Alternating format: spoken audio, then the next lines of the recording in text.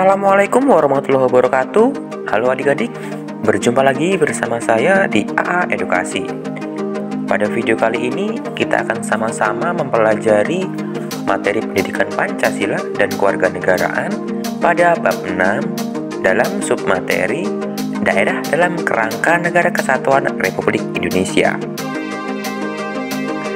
Bagi kamu yang baru bergabung dengan AA Edukasi, mari sama-sama kita bangun channel ini dengan mengklik like, share, subscribe, and comment jika ada yang ingin kalian tanyakan.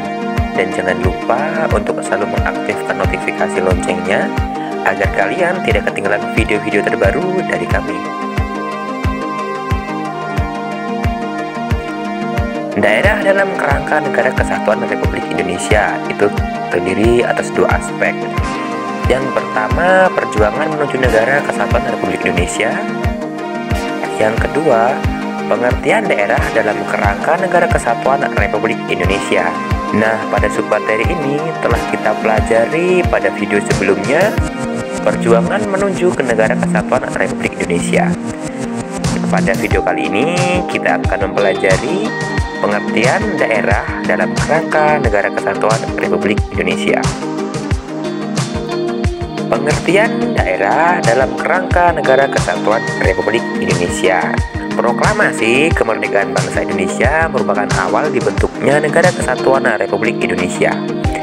Negara Indonesia diproklamasikan oleh para pendiri bangsa pada pasal 1 ayat 1 Undang-Undang Negara Republik Indonesia tahun 1945 menyatakan negara Indonesia adalah negara kesatuan yang berbentuk republik.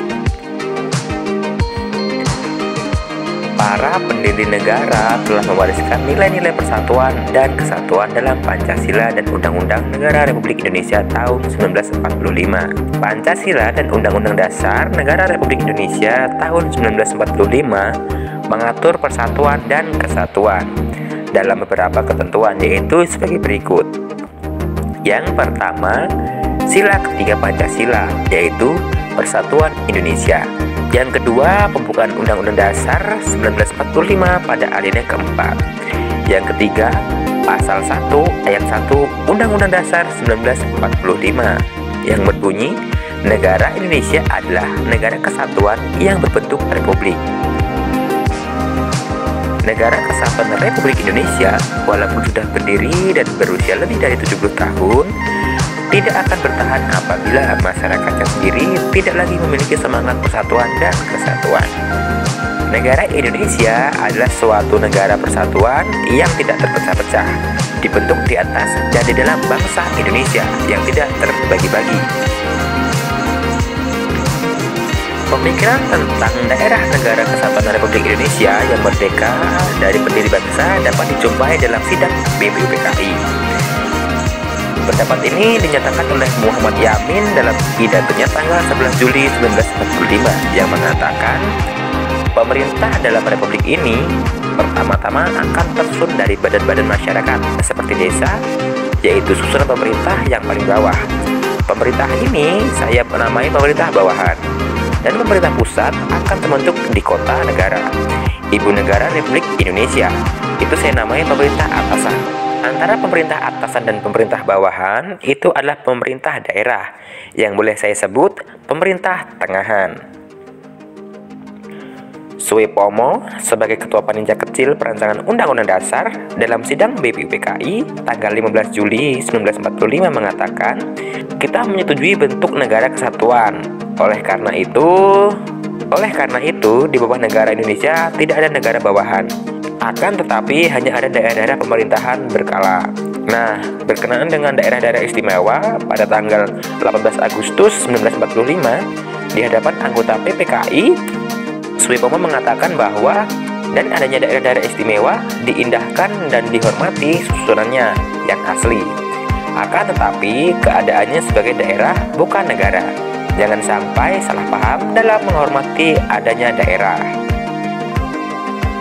Berdasarkan pemikiran dari dua orang tokoh pendiri bangsa perancang Undang-Undang Dasar Negara Republik Indonesia tahun 1945, maka dapat disimpulkan bahwa susunan daerah pembagiannya terdiri dari daerah besar, daerah-daerah istimewa, dan daerah-daerah kecil atau desa. Konstitusi Negara Indonesia juga secara tegas mengakui dan menghormati satuan-satuan pemerintah daerah yang bersifat istimewa dan masyarakat hukum adat, serta hak-hak tradisionalnya. Adapun yang dimaksud dengan masyarakat hukum adat adalah masyarakat hukum adat atau adat istiadat seperti desa, marga, nagari, kampung, huta, dan huria. Kesatuan-kesatuan masyarakat hukum yang telah disebutkan selain dihormati dan diakui dalam sistem pemerintahan negara Indonesia juga mempunyai hak hidup yang sederajat dengan kesatuan pemerintahan lain seperti kabupaten, kota, dan provinsi. Hal ini ditegaskan kembali pada pasal 18B ayat 2 Undang-Undang Dasar Negara Kesatuan Republik Indonesia tahun 1945 yang berbunyi, negara mengakui dan menghormati kesatuan-kesatuan masyarakat hukum adat beserta hak-hak tradisionalnya sepanjang masih hidup dan sesuai dengan perkembangan masyarakat dan prinsip negara kesatuan Republik Indonesia. Dengan demikian, berdasarkan ketentuan pasal ini, negara mengakui dan menghormati hak-hak masyarakat hukum adat seperti desa, marga, nagari, kampung, huta, dan huria. Dalam perkembangannya, mengingat luas wilayah negara, urusan pemerintah yang semakin kompleks, dan jumlah warga negara yang makin banyak dan heterogen, maka dilaksanakan azas otonomi daerah dan tugas pembantuan. Pada pasal 18, 18A, dan 18B Undang-Undang Dasar Negara Republik Indonesia tahun 1945 menegaskan bahwa Negara Kesatuan Republik Indonesia adalah negara kesatuan dengan sistem pemerintahan daerah yang berasaskan desentralisasi, demokrasi, dan tugas pembantuan.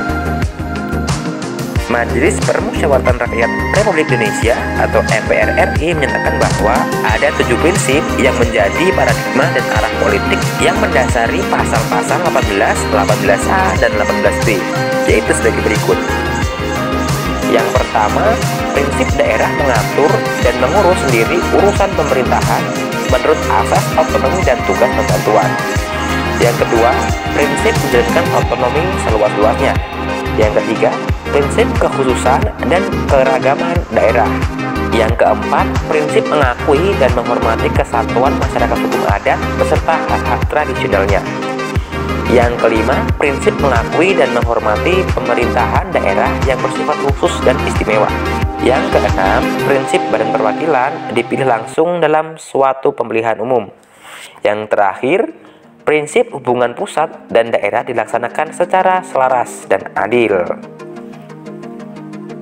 Penyelenggaraan pemerintah daerah dalam Negara Kesatuan Republik Indonesia diatur dalam Undang-Undang Nomor 23 Tahun 2014 sebagaimana diubah dengan Undang-Undang Nomor 2 Tahun 2015 tentang pemerintahan daerah yang memuat tentang hubungan dan wewenang pemerintah pusat dan daerah, pembagian urusan pemerintahan, dan beberapa hal yang lain yang bertalian dengan otonomi daerah dalam rangka Negara Kesatuan Republik Indonesia.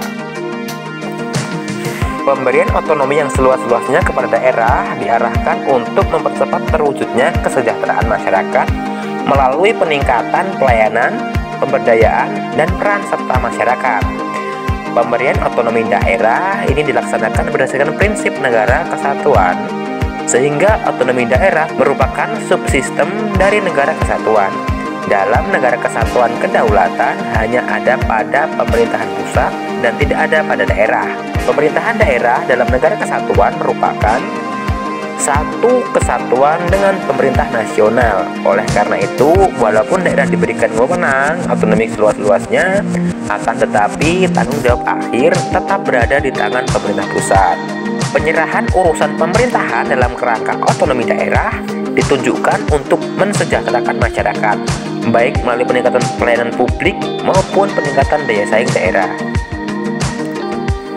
Nah, demikianlah materi yang dapat saya sampaikan dalam submateri peran daerah dalam kerangka Negara Kesatuan Republik Indonesia dalam aspek pengertian daerah dalam kerangka Negara Kesatuan Republik Indonesia. Saya akhiri sampai di sini. Minta maaf jika ada kesalahan kata. Wassalamualaikum warahmatullahi wabarakatuh.